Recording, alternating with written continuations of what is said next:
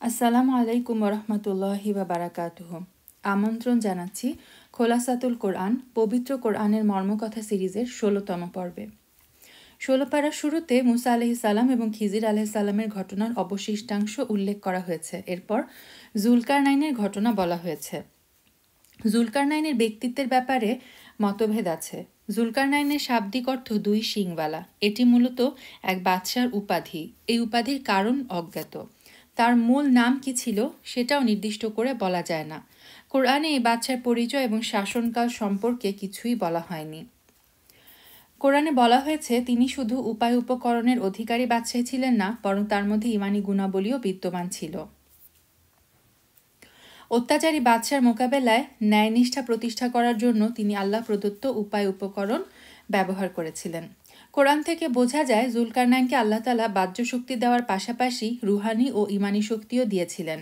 তার বিজয়াভিযানের পরিধি ছিল অনেক বিস্তৃত। তিনি একদিক থেকে পৃথিবীর পূর্ব প্রান্ত, অন্য দিক থেকে পশ্চিম প্রান্ত পর্যন্ত পৌঁছে গিয়েছিলেন। বিজয়াভিযানের এক পর্যায়ে তিনি যখন পৃথিবীর উত্তর প্রান্ত পর্যন্ত পৌঁছে যান, তখন এমন এক সম্প্রদায়ের নিকট উপনীত হন যারা পাহাড়ি এলাকায় বসবাস করত। এক বর্বর জাতি, কোরআন যাদেরকে ইয়াজুজ মাজুজ বলে উল্লেখ করেছে, সর্বদাই তাদের উপর আক্রমণ চালাত। এই নির্যাতিত সম্প্রদায়ের আবেদনের পরিপ্রেক্ষিতে জুলকারনাইন এক শক্তিশালী প্রাচীর নির্মাণ করেন, যার মাধ্যমে তারা ইয়াজুজ মাজুজের আক্রমণ ও নির্যাতন থেকে নিরাপদ হয়ে যায়। কিয়ামতের পূর্বে বা তারও আগে এই দেয়াল ধুলোয় মিশে যাবে। ইয়াজুজ মাজুজ গোটা দুনিয়ায় ছড়িয়ে পড়বে। দেয়ালটি কবে ধুলোয় মিশে যাবে, কিয়ামতের পূর্ব সময়ে না তারও আগে, এই বিষয়ে কোরআন হাদিসের কোথাও সুস্পষ্টভাবে কিছু বলা হয়নি। কোরআনে শুধু সূরা আম্বিয়ার ৯৬ নম্বর আয়াতে বলা হয়েছে তারা প্রত্যেক উঁচু ভূমি থেকে দ্রুত ছুটে আসবে। এই কারণে আল্লামা কাশ্মীরি সহ অনেকের মত হলো জুলকারনাইন নির্মিত সেই দেয়াল অনেক আগেই ধসে গেছে। ইয়াজুজ মাজুজ গোটা দুনিয়া ছড়িয়ে পড়েছে। কিয়ামতের পূর্বে তারা হিংস্র রূপ নিয়ে আবির্ভূত হবে। আল্লাহু আলম।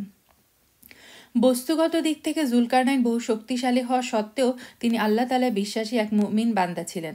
অথচ বস্তুবাদী অনেক বাদশাহ বাহ্য উপকরণকেই সবকিছু মনে করে থাকে। বর্তমানে বস্তুবাদীদের অন্যতম আদর্শ হচ্ছে পশ্চিমা সভ্যতা। এর সামনে তারা মাথা নত করে থাকে। একসময় এই সভ্যতার এক আদর্শ ব্যক্তিত্ব বেরিয়ে আসবে, হাদিসে যাকে দাজ্জাল বলা হয়েছে। মনে হচ্ছে তার আত্মপ্রকাশের দিন খুব বেশি দূরে নয়, কেননা ঈমান ও বস্তুবাদের মধ্যকার যুদ্ধ সংগঠিত হতে খুব সামান্য সময়ই বাকি আছে। যারা দাজ্জালের সভ্যতা ও দাজ্জালের আত্মপ্রকাশের সময় ঈমান রক্ষার ক্ষেত্রে সফল হবে, তারাই সৌভাগ্যবান। যারা বস্তু ও উপকরণকে সবকিছু মনে করে না, সূরা কাহফের শেষে তাদেরকে যেন হুকুম দেওয়া হয়েছে, যারা স্বীয় প্রতিপালকের সাথে মিলিত হওয়ার আকাঙ্ক্ষা রাখে তাদের উচিত ভালো কাজ করা এবং ইবাদতের ক্ষেত্রে রবের সাথে কাউকে শরিক না করা। সূরা মারিয়াম, এটি মাক্কি সূরা, আয়াত সংখ্যা ৯৮, রুকু সংখ্যা ৬।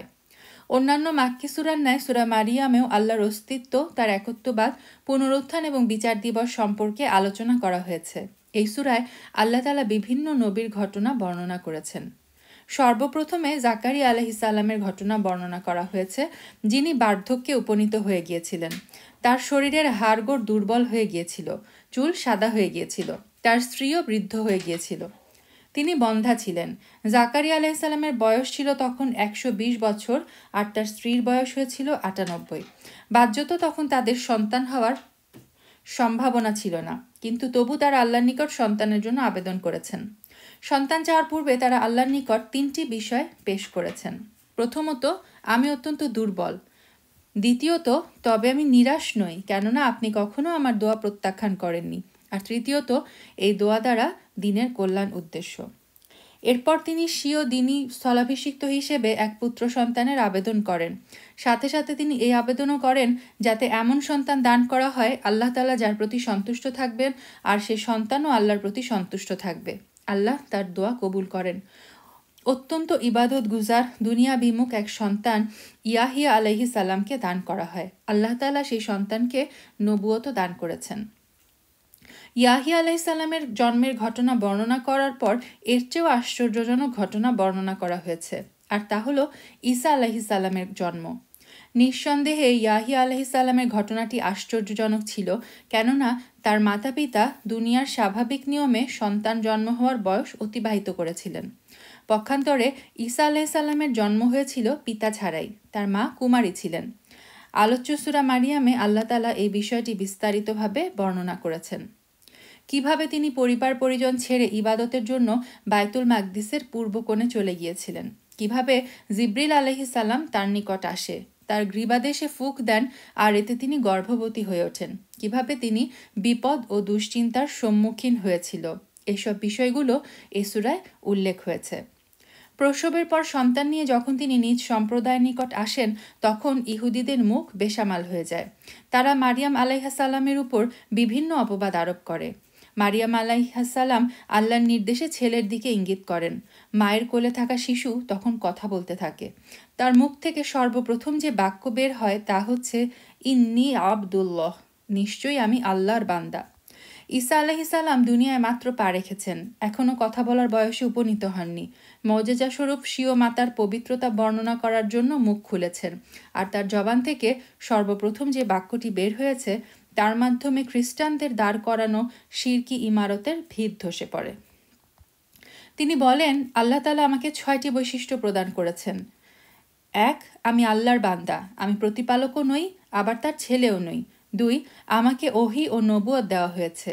3, আল্লাহ তাআলা আমাকে বরকতময় করেছেন, আমার অস্তিত্ব মানুষের বরকত ও রহমতের কারণ, আমি কল্যাণের প্রশিক্ষক ও উম্মতের হিতাকাঙ্ক্ষী। 4, অন্যান্য নবীর মতো আমাকে শরীয়তের বিধান মান্য করার এবং ইবাদত করার হুকুম দেওয়া হয়েছে। এক্ষেত্রে তিনি বিশেষভাবে সালাত এবং সিয়ামের কথা উল্লেখ করেন, এর মাধ্যমে ইবাদতের গুরুত্বের বিষয়টি বুঝে আসে। 5, আমি স্বীয় মাতার অনুগত, নিকটাত্মীয়দের সেবাকারী, আমি বিনয়ী, আমার স্বভাবে অহংকার এবং বরত্ব নেই। 6, দুনিয়া এবং আখিরাতে আমাকে শান্তি ও নিরাপত্তার সুসংবাদ শোনানো হয়েছে। ঈসা আলাইহিসসালামের মর্যাদাময় জন্ম ইহুদি খ্রিস্টানদের মতানৈক্যের কারণ হয়ে দাঁড়ায়। খ্রিস্টানরা তাকে আল্লাহর ছেলে বলে আখ্যা দেয়, আর ইহুদিরা তাকে জারজ সন্তান বলে অপবাদ দেয়। ঈসা আলাইহিসসালামের জন্ম এবং তার ব্যাপারে আহলে কিতাবদের মতানৈক্য বর্ণনা করার পর সূরা মারিয়ামে ইব্রাহিম আলাইহিসসালাম এবং তার মুশরিক পিতার মাঝে সংঘটিত ঘটনার বর্ণনা দেওয়া হয়েছে। এই ঘটনার মাধ্যমে শিরকের অসারতা, ধোঁকা, প্রতারণা, হঠকারিতা, গোমরাহি ও বোকামির ঝলক পরিলক্ষিত হয়। তেমনিভাবে এর দ্বারা ইব্রাহিম আলাইহিসসালামের চরিত্র, তার মহান গুণাবলী, বিশেষত তার ধৈর্য ও হিকমতের প্রতি দৃষ্টি আকর্ষণ করা উদ্দেশ্য, যাতে দাওয়াতের ময়দানে কর্মীদের সামনে একজন প্রকৃত দায়ীর চিত্র উঠে আসে, তারা যেন তাকে নিজেদের আদর্শ বানিয়ে নেয়। তেমনিভাবে এই ঘটনা থেকে শিক্ষা পাওয়া যায় যে হকের দাওয়াত এবং হকের উপর দৃঢ় থাকার কারণে ইব্রাহিম আলাইহিসসালামের উপর আল্লাহর কী রহমত বর্ষিত হয়েছে। তার বংশ থেকে এক বিশাল জাতি তৈরি হয়েছে। তার সন্তানদের মধ্যে নবী রাসূল, বিশেষত সর্বশেষ নবী মুহাম্মদ সাল্লাল্লাহু আলাইহি ওয়াসাল্লাম জন্ম নিয়েছেন। এটা অত্যন্ত আশ্চর্যের বিষয় যে দুনিয়ার সকল জাতি নিজেদেরকে ইব্রাহিম আলাইহিসসালামের দিকে সম্মোহিত করাকে গর্বের বিষয় মনে করে। সূরা মারিয়ামের মাধ্যমে জানা যায়, ইব্রাহিম আলাইহিসসালাম যখন তার ভাবনার দৃষ্টি প্রসারিত করেন পিতাকে, তখন তিনি মূর্তি পূজা করতে দেখতে পান। নবুয়তপ্রাপ্ত হওয়ার পর তিনি নিজ ঘর থেকেই একত্ববাদের দাওয়াত দেওয়া শুরু করেন। নম্রভাবে তিনি পিতাকে বোঝানোর চেষ্টা করেন। পিতা মুশরিক হওয়া সত্ত্বেও তার সাথে কথা বলার ক্ষেত্রে তিনি আদব রক্ষা করতেন। কিন্তু তার পিতা আজর কঠোর অবস্থান গ্রহণ করেন। তিনি বলেন, হে ইব্রাহিম, তুমি কি আমার উপাস্যদের থেকে মুখ ফিরিয়ে নিচ্ছ? যদি তুমি বিরত না হও তাহলে অবশ্যই আমি প্রস্তারাঘাতে তোমার প্রাণ নাশ করব। তুমি চিরতরে আমার কাছ থেকে দূর হয়ে যাও। যখন ধারাবাহিক দাওয়াত দেওয়া সত্ত্বেও আজর সঠিক পথে আসেনি আর তার সম্প্রদায়ও দাওয়াত কবুল করেনি, তখন তিনি আল্লাহর সন্তুষ্টির উদ্দেশ্যে ইরাক থেকে শামে হিজরত করেন। স্বীয় বংশ ও সম্প্রদায় পরিত্যাগ করার ফল হিসেবে আল্লাহ তাআলা তাকে এর চেয়ে বহুগুণ উত্তম ইসমাইল, ইসহাক এবং তার ঔরসে ইয়াকুব আলাইহিমুসসালামকে দান করেন। এরপর সূরা মারিয়ামে মুসা, হারুন, ইসমাইল, ইদ্রিস আলাইহিমুসসালামের আলোচনা করা হয়েছে।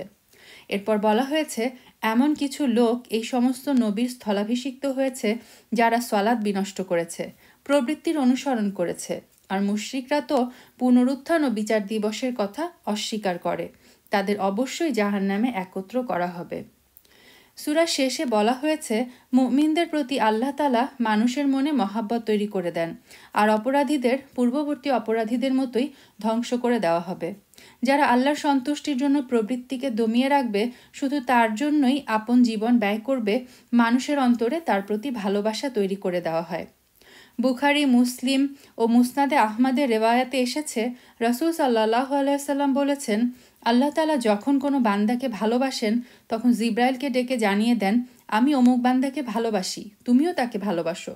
জিব্রাইল তখন তাকে ভালোবাসতে থাকেন। এরপর আকাশে ঘোষণা দিয়ে দেওয়া হয়, আল্লাহ অমুককে ভালোবাসেন, তোমরা সবাই তাকে ভালোবাসো। এরপর আকাশবাসী তাকে ভালোবাসতে থাকেন। এরপর পৃথিবীবাসীর অন্তরেও তার গ্রহণযোগ্যতা ও ভালোবাসা তৈরি করে দেওয়া হয়। পক্ষান্তরে আল্লাহ যখন কারো প্রতি অসন্তুষ্ট হন তখন জিব্রাইলকে তা জানিয়ে দেন। জিব্রাইল তার প্রতি ঘৃণা পোষণ করতে থাকেন।